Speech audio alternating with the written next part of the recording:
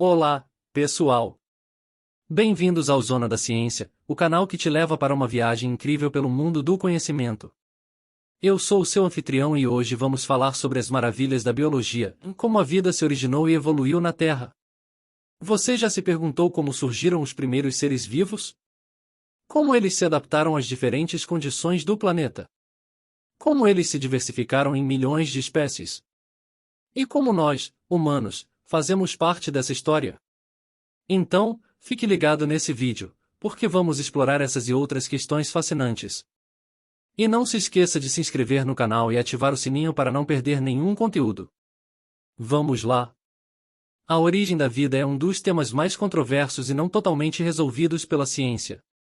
Existem várias hipóteses e teorias que tentam explicar como surgiram os primeiros organismos a partir de matéria inanimada. Algumas dessas hipóteses são: teoria criacionista, em as diferentes formas de vida surgiram através da criação divina. Essa é uma visão religiosa que não tem base científica, mas é defendida por alguns grupos que negam a evolução. Teoria da biogênese, em alguns tipos de materiais possuem um tipo de princípio ativo capaz de gerar vida.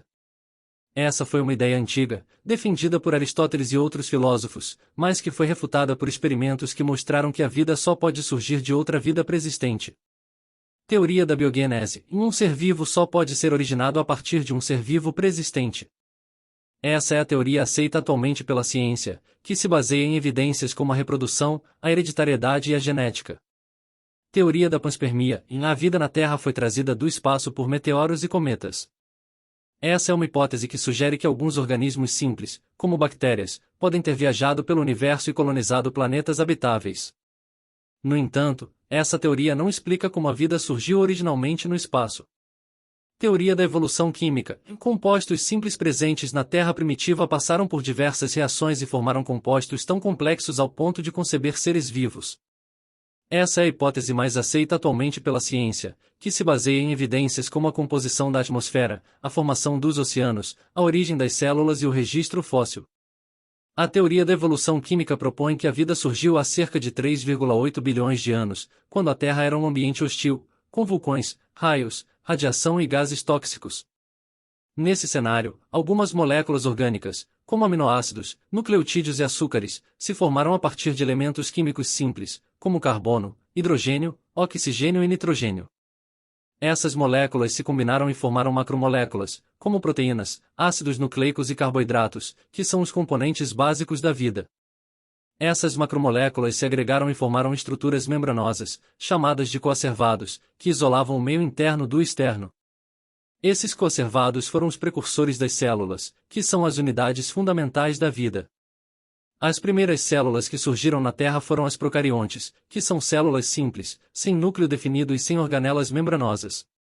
Essas células se reproduziam por divisão simples e se alimentavam de substâncias orgânicas ou inorgânicas. Algumas dessas células desenvolveram a capacidade de realizar fotossíntese, que é o processo de transformar luz solar em energia química e liberar oxigênio. Esse oxigênio mudou a composição da atmosfera e permitiu o surgimento de novas formas de vida. Algumas células procariontes se associaram e formaram colônias, que foram os precursores dos organismos multicelulares.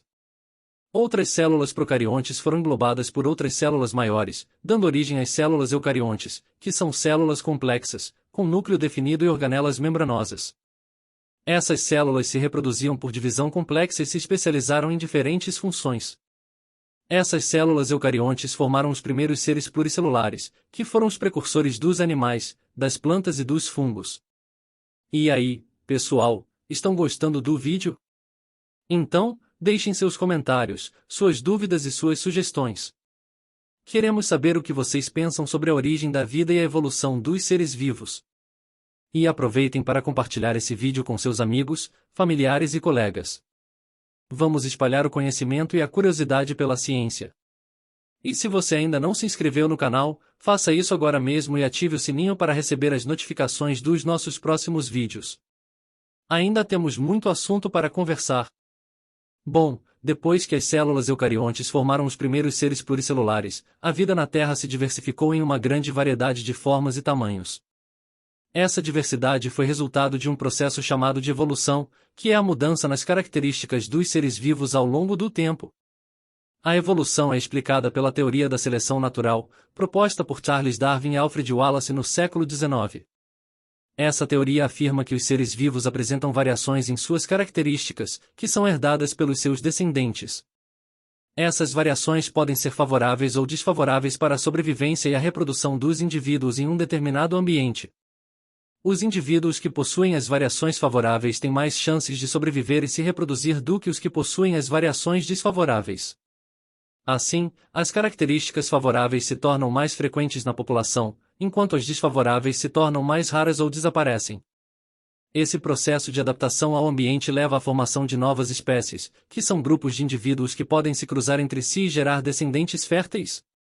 A evolução dos seres vivos pode ser evidenciada por vários tipos de provas, como provas anatômicas, são as semelhanças e as diferenças entre as estruturas dos seres vivos, que podem indicar parentesco evolutivo ou adaptação a ambientes diferentes. Por exemplo, as asas dos pássaros, dos morcegos e dos insetos têm origens diferentes, mas desempenham a mesma função de voar. Isso é chamado de analogia. Já os membros anteriores dos vertebrados têm a mesma origem, mas desempenham funções diferentes, como nadar, voar, correr ou manipular objetos. Isso é chamado de homologia.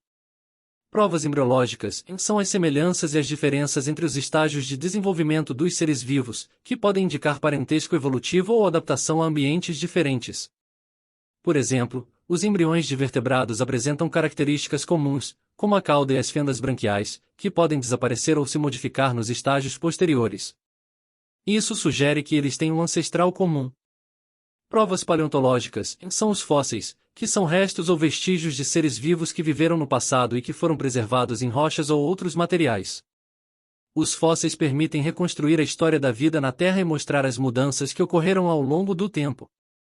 Por exemplo, os fósseis de dinossauros mostram que eles foram extintos há cerca de 65 milhões de anos, provavelmente por causa de um impacto de um meteoro que alterou o clima do planeta.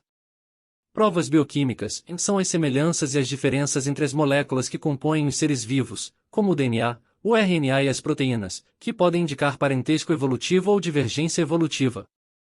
Por exemplo, o DNA dos chimpanzés é 98,8% idêntico ao dos humanos, o que sugere que eles têm um ancestral comum recente. Já o DNA das bactérias é muito diferente do dos humanos, o que sugere que eles têm um ancestral comum distante. A evolução dos seres vivos na Terra resultou em uma enorme biodiversidade, que é a variedade de formas de vida que existem no planeta. A biodiversidade pode ser medida em diferentes níveis, como biodiversidade genética é a variedade de genes que existe dentro de uma espécie ou de uma população. Os genes são responsáveis pelas características dos indivíduos e pela sua capacidade de se adaptar às mudanças ambientais. Quanto maior a biodiversidade genética, maior a chance de sobrevivência da espécie ou da população. Biodiversidade de espécies é a variedade de espécies que existe em um determinado local ou em uma determinada região. As espécies são grupos de indivíduos que podem se cruzar entre si e gerar descendentes férteis. Quanto maior a biodiversidade de espécies, maior a riqueza e a complexidade de um ecossistema. Biodiversidade de ecossistemas é a variedade de ecossistemas que existe em uma determinada área ou em uma determinada escala. Os ecossistemas são conjuntos formados por seres vivos e pelo ambiente físico em que eles interagem. Quanto maior a biodiversidade de ecossistemas, maior a diversidade de paisagens e de serviços ambientais que eles oferecem. A biodiversidade é fundamental para a manutenção da vida na Terra, pois ela proporciona benefícios diretos e indiretos para os seres humanos, como benefícios diretos são os recursos naturais que os seres humanos utilizam para satisfazer suas necessidades básicas e econômicas, como alimentos, água, medicamentos, fibras, combustíveis, madeira, etc. Benefícios indiretos são os serviços ambientais que os ecossistemas prestam para regular o funcionamento do planeta, como a produção de oxigênio, a purificação da água, a polinização das plantas, a decomposição dos resíduos, o controle de pragas e doenças, a regulação do clima, a proteção do solo, a manutenção da beleza cênica, etc.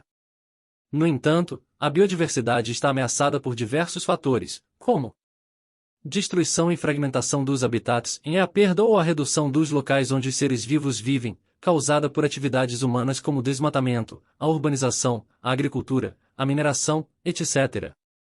Isso leva à redução da área disponível para os seres vivos, à diminuição da qualidade do ambiente, à perda de conexão entre as populações, à redução da diversidade genética, à extinção de espécies, etc. Introdução de espécies exóticas é a entrada de espécies que não são nativas de um determinado local, causada por ações humanas como o transporte, o comércio, o turismo, etc. Isso leva à competição, à predação, à hibridização, à transmissão de doenças, à alteração do equilíbrio ecológico, à extinção de espécies, etc. Exploração excessiva dos recursos naturais é o uso descontrolado e insustentável dos recursos naturais pelos seres humanos, como a caça, a pesca, a coleta, a agricultura, a pecuária, etc. Isso leva à redução da quantidade e da qualidade dos recursos disponíveis, à diminuição da produtividade dos ecossistemas, à extinção de espécies, etc.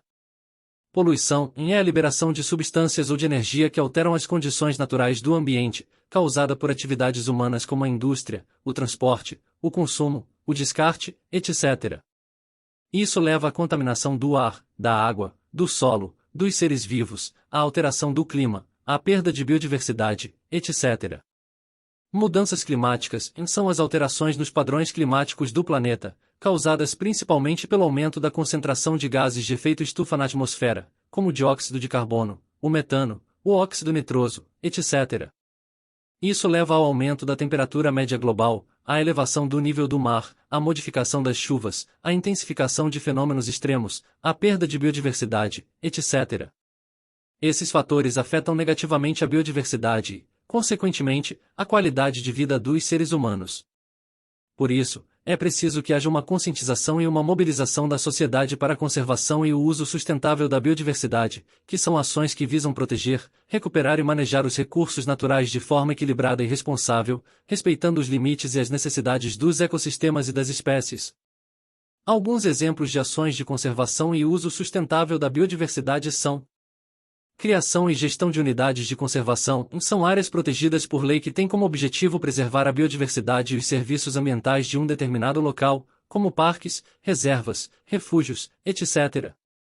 Essas áreas devem ser planejadas, administradas e fiscalizadas de forma participativa e integrada, envolvendo os diferentes setores e atores sociais, como o poder público, a iniciativa privada, as organizações não governamentais, as comunidades locais, etc. Educação ambiental é um processo de formação e sensibilização dos indivíduos e dos grupos sociais sobre a importância e a urgência da conservação e do uso sustentável da biodiversidade, que visa desenvolver valores, atitudes, conhecimentos e habilidades para a participação e a transformação da realidade ambiental. A educação ambiental deve ser realizada de forma contínua, crítica, interdisciplinar e transversal, abordando os aspectos ecológicos, sociais, econômicos, culturais e políticos da questão ambiental. Pesquisa científica é um conjunto de atividades que visam produzir e difundir conhecimentos sobre a biodiversidade, que podem contribuir para a sua conservação e uso sustentável. A pesquisa científica deve ser realizada de forma ética, rigorosa, inovadora e colaborativa, envolvendo diferentes áreas do saber, diferentes instituições e diferentes atores sociais, como pesquisadores, professores, estudantes, gestores, técnicos, etc. Incentivo à economia verde é um modelo de desenvolvimento que busca conciliar o crescimento econômico com a conservação e o uso sustentável da biodiversidade, que pode gerar benefícios sociais e ambientais. A economia verde deve ser baseada em princípios como a eficiência, a equidade, a responsabilidade, a transparência, a cooperação, etc. Alguns exemplos de atividades da economia verde são a agricultura orgânica, a agrofloresta, a ecoturismo, a biotecnologia, a bioenergia, etc. Essas são algumas das formas de valorizar e proteger a biodiversidade, que é uma das maiores riquezas do nosso planeta e que está intimamente ligada à nossa existência e ao nosso bem-estar. Afinal, nós somos parte da biodiversidade e dependemos dela para viver. Por isso, precisamos cuidar dela com respeito e gratidão, reconhecendo a sua beleza, a sua diversidade e a sua importância. E assim, chegamos ao final do nosso vídeo sobre as maravilhas da biologia, em como a vida se originou e evoluiu na Terra. Esperamos que vocês tenham gostado e aprendido um pouco mais sobre esse tema fascinante. Se vocês gostaram, deixem o seu like, o seu comentário e o seu feedback. Queremos saber a sua opinião e as suas sugestões para os próximos vídeos. E se você ainda não se inscreveu no canal, faça isso agora mesmo e ative o sininho para receber as notificações dos nossos próximos conteúdos. E não deixem de assistir ao nosso vídeo anterior sobre os perigos da mudança climática e como combatê-la. Um grande abraço e até a próxima!